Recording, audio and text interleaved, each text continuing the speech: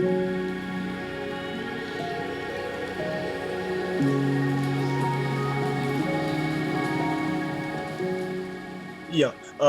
so we are an applied research institution, and I will talk today about the qualitative investigation of optical flow algorithms for video in the context of restoration applications, especially for video denoising.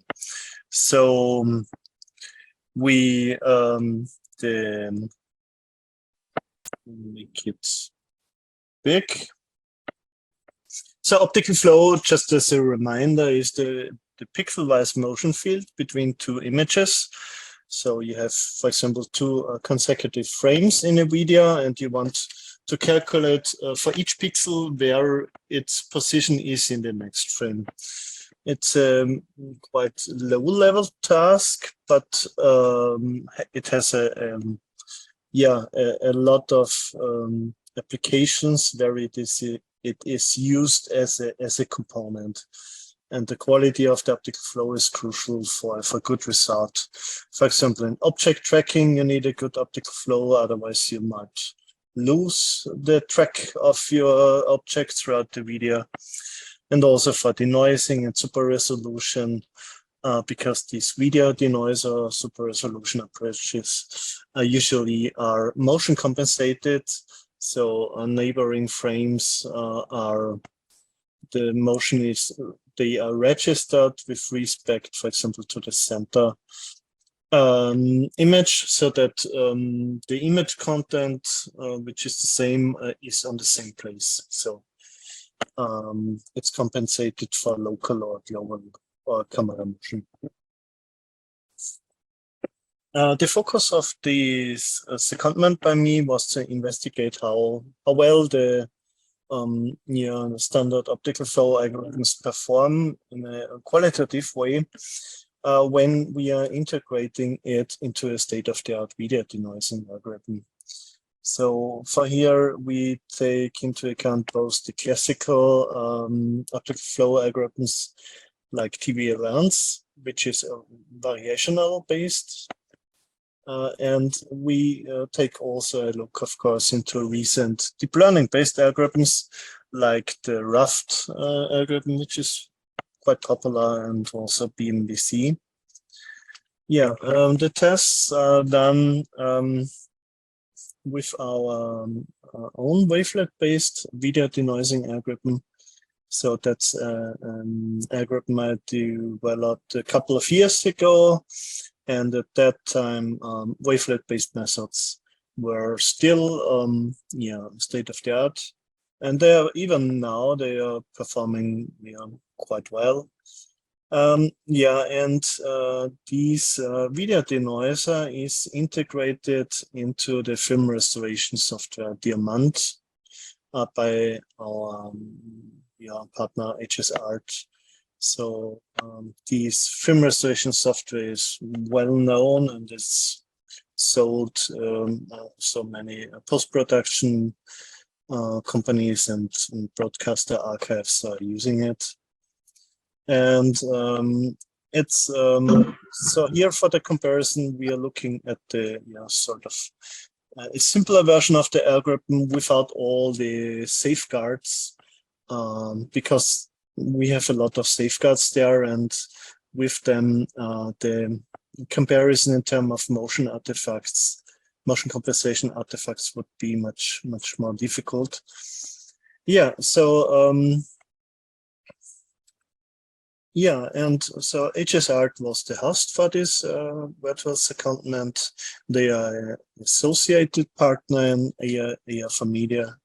And actually, they are a spin-off of our research institution, and they are also advanced.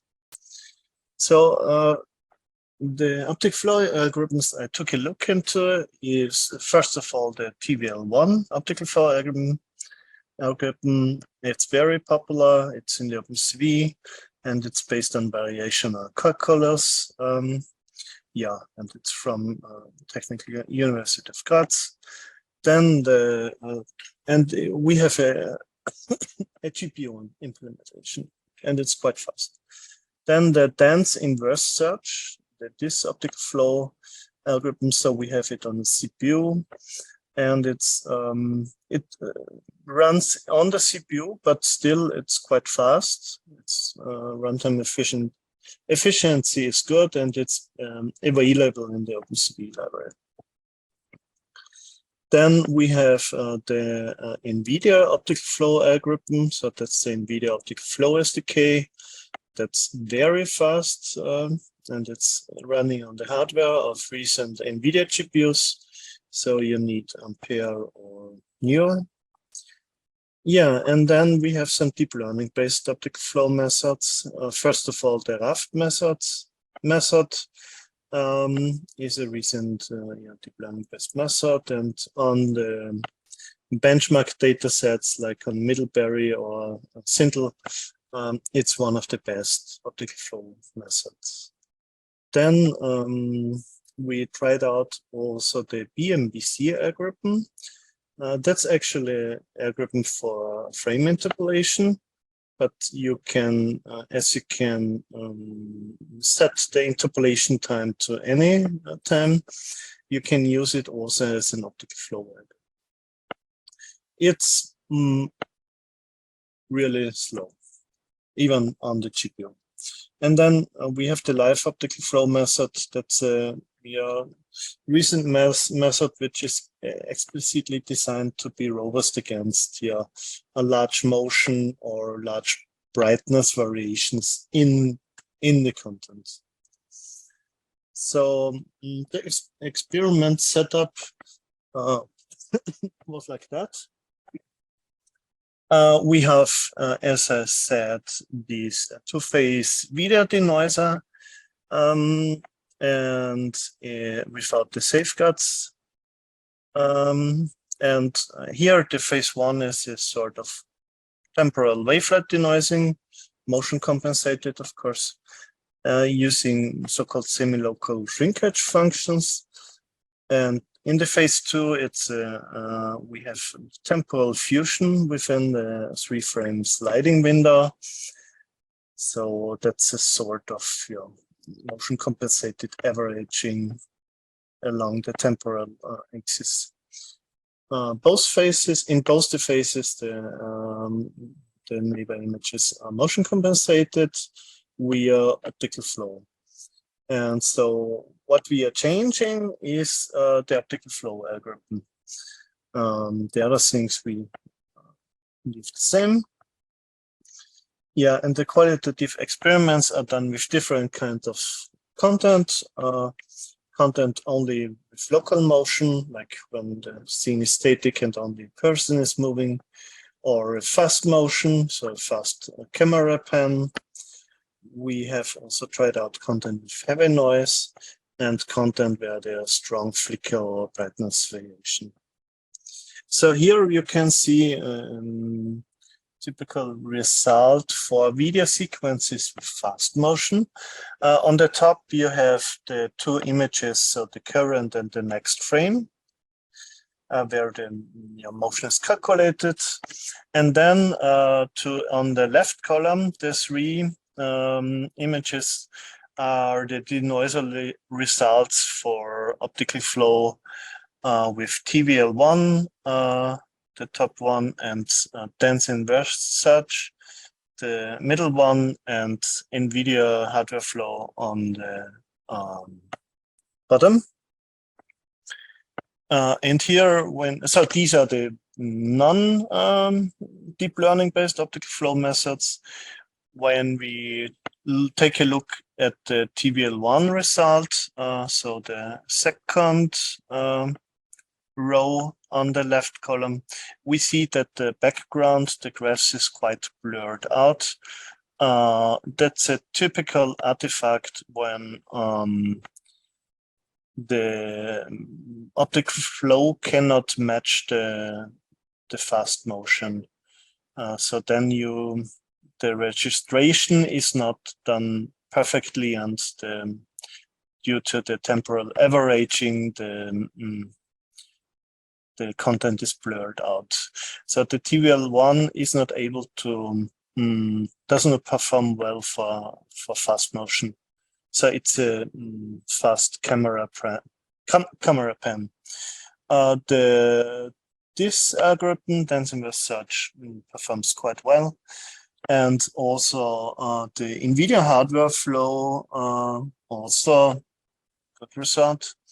On the right column, the rows 2 until 4 is the result for the Raft deep learning based optical flow, then for BMBC, and then for live.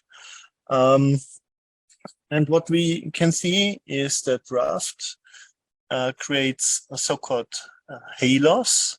So you can see that this here sort of shadow edges or around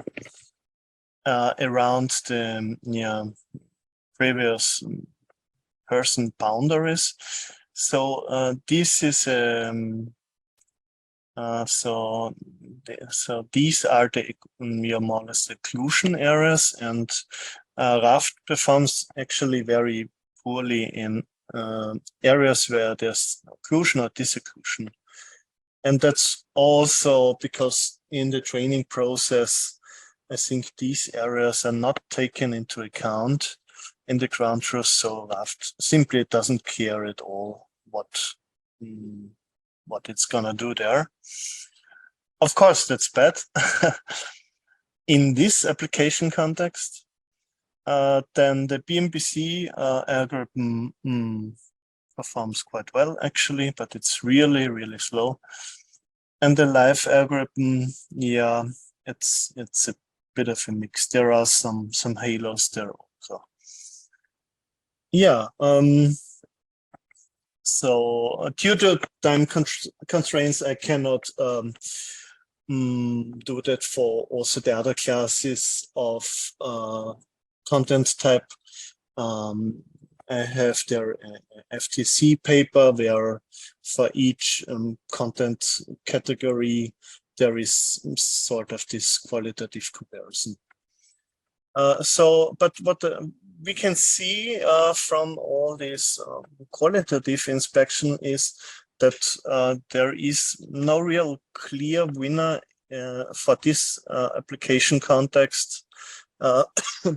Yeah, and there are typical motion compensation artifacts like halos or blurring. And the newer deep learning based optical flow algorithms, especially this Raft algorithm, they are not necessarily better than the classical methods like TVL1 or the NVIDIA hardware flow, which is a bit surprising. Yeah, actually, I was really a bit disappointed about Raft, about the behavior of Raft in the occlusion areas. So that, for me, indicates also that there is some sort of gap between the quantitative, between all these benchmarks and the quantitative measures like this endpoint error. There is a gap between that and between the real qualitative performance or evaluation in a certain application where you are taking advantage of this optical flow. So there is, sort of a need for a more, realistic or more application-oriented evaluation of optical flow algorithms. Yeah, and this is like here in this work, yeah.